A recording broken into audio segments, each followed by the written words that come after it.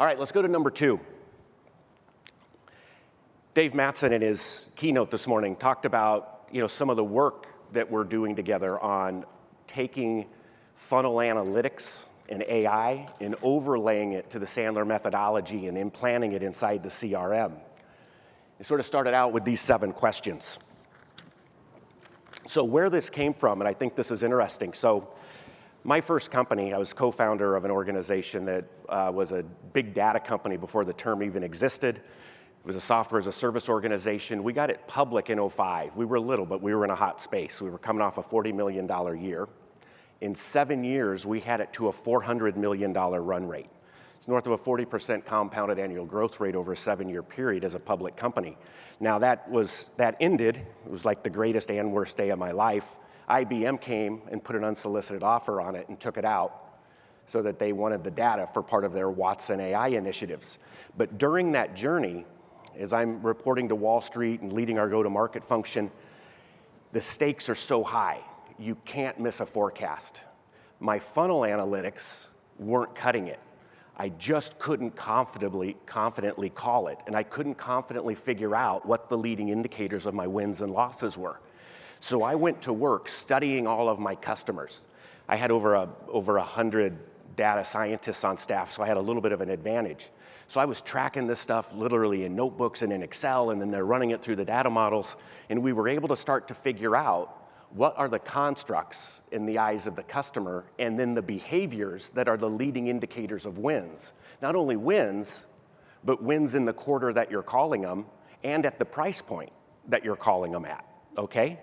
And so I'm gonna take you on a little bit of drive here, but it's not to sort of try to shove the software down your throat, because again, I ran a public company from 40 to 400 doing it in Excel. Then after that, I went to work with some of my data scientists and putting this into a system that integrates into the CRM and now overlays with Sandler.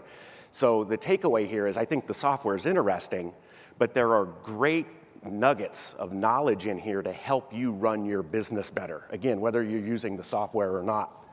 So here's how it works. Let's just pick one of those imperatives. Let's go with imperative number 2. And I picked imperative number 2 because, again, there's some fascinating customer data there.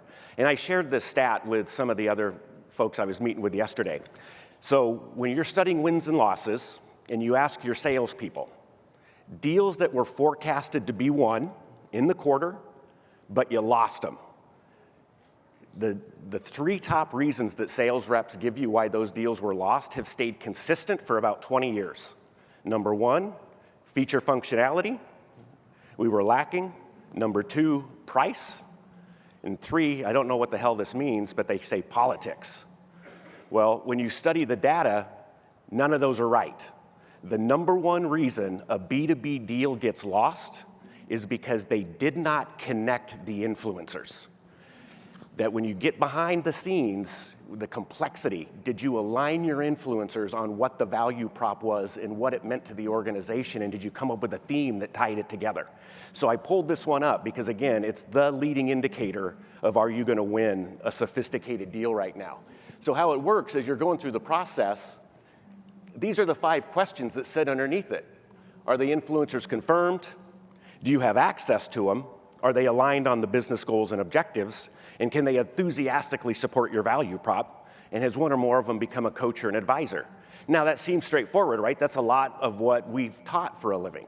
But no one measures it, no one tracks it. No one follows it through the life cycle of a deal and gives the rep real-time feedback on how they're doing on any particular opportunity. Now again, in the software it's eloquent, but you don't need the software.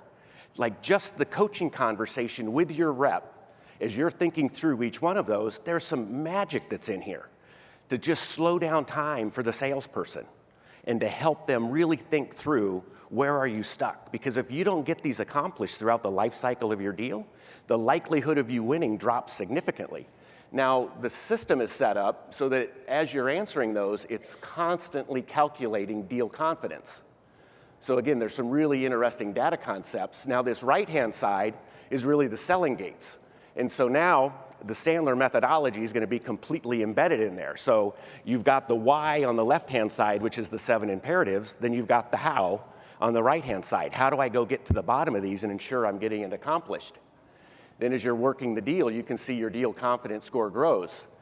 Now I picked this one, number 6, again, to give you some great coaching questions, because I'm going to show you some data at the end of this presentation that's actually shocking on how well these 5 questions are predicting wins inside the quarter. And again, it seems straightforward, but no one's holding themselves accountable to it or holding their sales force accountable to it. Do you have this decision date confirmed, legal and procurement engaged, project kickoff date agreed, prospect has identified kickoff team, prospect is assisting in the closing process. Again, straightforward, easy to do, easy to facilitate, but yet rarely on most sales opportunities is this getting coached to, is this getting tracked, is this getting measured? So there's that, just sits right inside, whether it's Salesforce or Hubs, but again, it's not a software pitch, but there's some eloquence to it.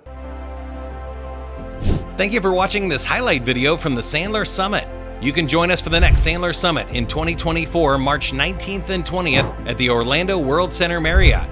Register now at sandler.com/summit.